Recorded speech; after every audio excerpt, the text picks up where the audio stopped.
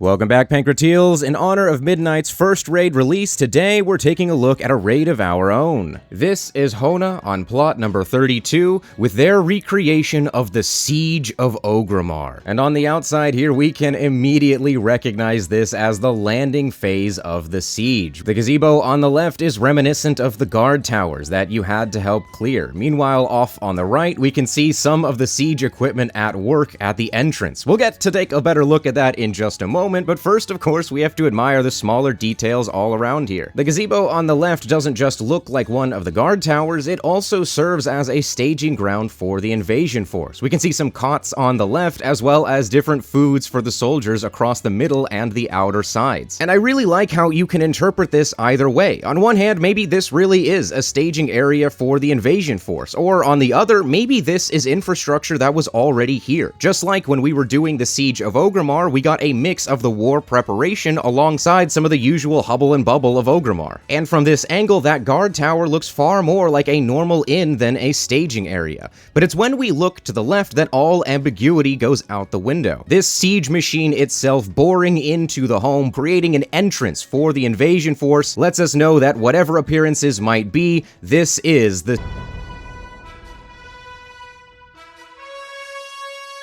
And I am so excited to get on the inside here because you know how much I love a home that tells a story, and this is one. The entranceway here filled with lava and fire at the bottom, and Alec in a cage with siege engines on the side, letting us know that we have now broken in, that this is not a friendly entrance. Coming up the wooden pathway, we get our first of many incredible set pieces in this home. Here we can see the gates themselves have been pried open, broken apart by the invasion force. I love how the remnants of the conflict are all across the doors, the axes embedded into the wall, the boarded up tower to the side here. And one really impressive feature of this is that you can actually see there's a bit of a bend to the door, that the door isn't just cleanly open, you can see there's a bit of warping of the wood, as though it was forcefully pried open. And what makes this so impressive is that the bend is not uniform. It's not like they just took the item and rotated it a little bit. We can see that the warping bends outwards at the edges. And it's coming past the breach where we are met with this magnificent Horde throne room. I love the design of the throne here. The red stairs up with the tusks coming out of either side, the fires burning all around. And of course, all of it is made even better by the fact that that throne at the top is the throne that drops from...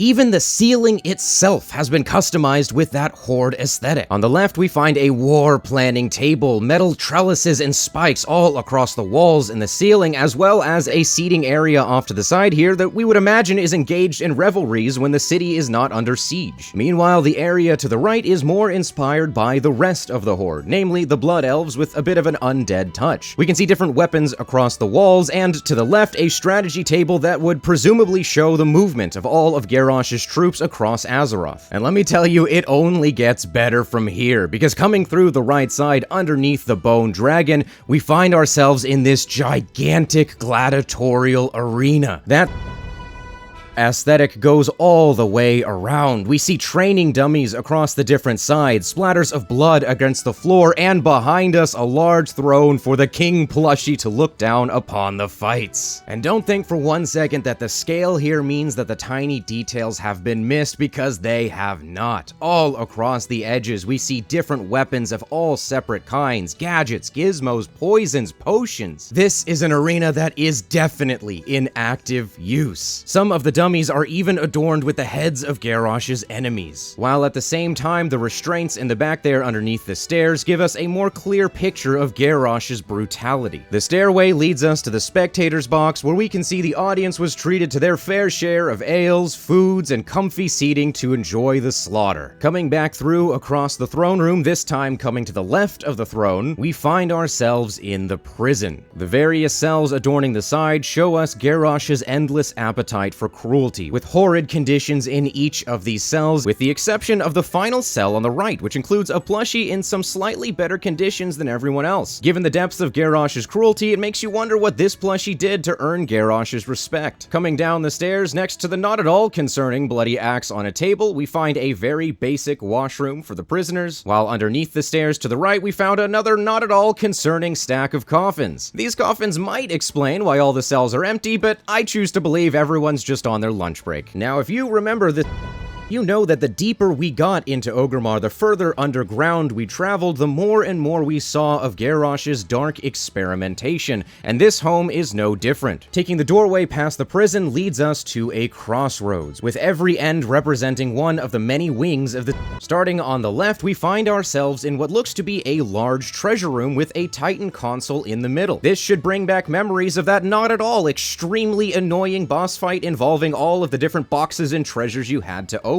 And just like that very popular boss fight that none of us despise with every fiber of our being, across the outside of the wall we can see the spoils of Pandaria. Just as the boxes were filled with artifacts of every kind, so too is this treasure room full of all sorts of different magical artifacts and knickknacks. On the other end, taking a right from the crossroads, we end up in the workshop. And as you've come to expect with a home this good, the little details here are absolutely amazing. Something that jumps out immediately is we can see in the back there a stunning recreation of the siege wheels used by Garrosh's horde. It's amazing how they've managed to create such a detailed model using only 3 items. This is created using only the furnace, the brazier, and some elven tables. And even better, that's not the only simple yet expertly crafted model in this room. Directly behind us, we can see a recreation of the divine bell itself, only using like 2 or 3 items. This is once again an expertly crafted model that is amazing not just for how well it evokes the original item,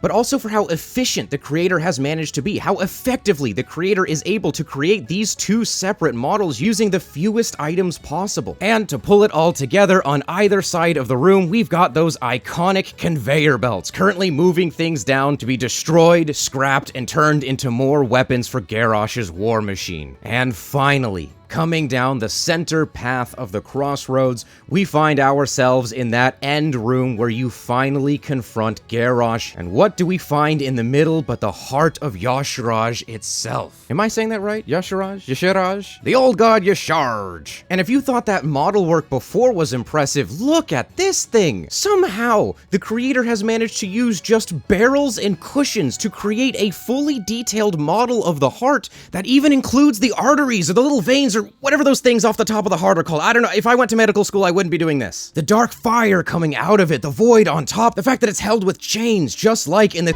I mean, talk about creativity, talk about expert model work. To the left are other artifacts that Garrosh would have stolen in their conquest or used during the conquest. Meanwhile, to the right of the heart are the different portals that Garrosh would have used to wreak havoc across Azeroth if it weren't for those meddling kids.